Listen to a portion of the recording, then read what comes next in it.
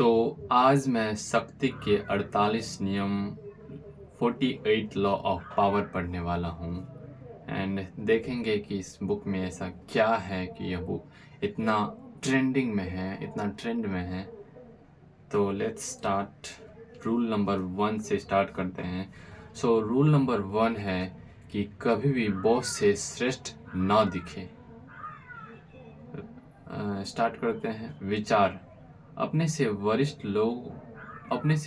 लोगों को यह महसूस करने दें कि वे आपसे श्रेष्ठ हैं। उन्हें खुश और प्रभावित करने के लिए अपनी योग्यताओं का ज़रूरत से ज़्यादा प्रदर्शन ना करें। अगर आप ऐसा करेंगे तो परिणाम ठीक उल्टा होगा। वे भयभीत और असुरक्षित महसूस करेंगे। इसके बजाय अगर आप अपने बॉस को ज़्यादा प्रतिभाशाली बताते रहेंगे तो आप बुलंदियों को छू लेंगे। शक्ति की कुंजी। हर इंसान में असुरक्षा की भावनाएं होती हैं। जब आप लोगों के सामने अपने गुणों का प्रदर्शन करते हैं तो उनमें द्वेष, ईर्ष्या और असुरक्षा की भावनाएं जाग जाती हैं। यह स्वाभाविक है और इसका कोई इलाज नहीं है। दूसरों की ऊंची भावनाओं की चिंता करके आप अपनी जिंदगी बर्बाद नहीं कर सकते। बहरहाल, अपने से ऊपर बैठे लोगों के प्रति आपको एक अलग नीति अपनाना चाहिए। बॉस से श्रेष्ठ दिखना या उससे ज़्यादा प्रभावशाली दिखना शक्ति हासिल करने की राह में शायद सबसे बड़ी गलती होती है।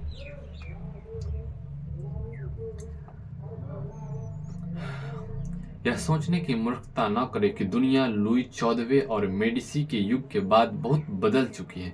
ऊंचे पद पर बैठे लोग राजाओं और रानियों की तरह होते हैं।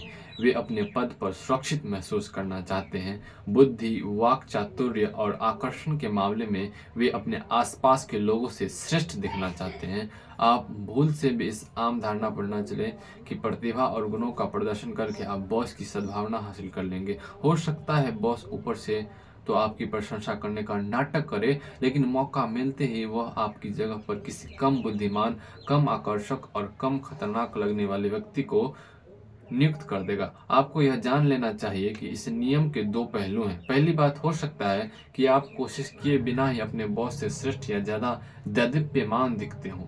बहरहाल, कुछ बॉस दूसरों से ज्यादा असुरक्षित महसूस करते हैं। हो सकता है कि अपने आकर्षण और गुणों की बदौलत आप बिना कुछ किए ही उनसे ज्यादा प्रभावशाली दिखते हो। अगर आप अपने आकर्षण को कम न करना चाहें तो भी कम से कम आपको आत्म प्रदर्शन के इस दैत्य से बचना चाहिए और बॉस के साथ रहते समय अपने अच्छे गुणों को दबाने का तरीका खोजना चाहिए। दूसरी बात, यह कभी न माने कि चूंकि बॉस आपसे प्रेम करता है इसलिए आप अपनी मनमर्जी का हर काम कर सकते हैं। ऐसे कई प्रिय पात्रों या मुंह चढ़े लोगों पर किताबें लिखी जा सकती हैं जिन्होंने यह मान लिया था कि वे हमेशा बॉस की नज़रों में चढ़े रहेंगे, लेकिन बॉस से ज़्यादा चमकने के कारण वे उसकी नज़रों से गिर गए।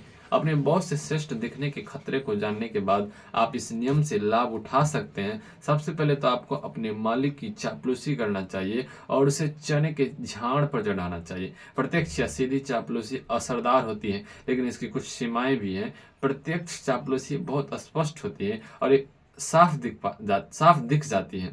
इसके अलावा यह दूसरे दरबारियों को भी चुभ जाती है। इसके बजाय अप्रत्यक्ष या छिपाकर की गई चापलूसी बहुत शक्तिशाली होती है। उदाहरण के लिए, अगर आप अपने बॉस से ज्यादा बुद्धिमान हैं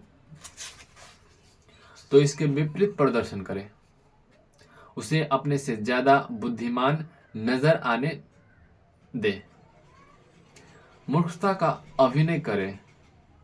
ऐसा दिखावा करे जैसे आपको उसकी विशेषज्ञता पूर्ण सलाह की जरूरत है। ऐसी हानि रहित गलतियां करे जिनसे आपको आगे चलकर नुकसान न पहुंचे, लेकिन जिनके कारण आपको उसकी मदद मांगने का अवसर मिले।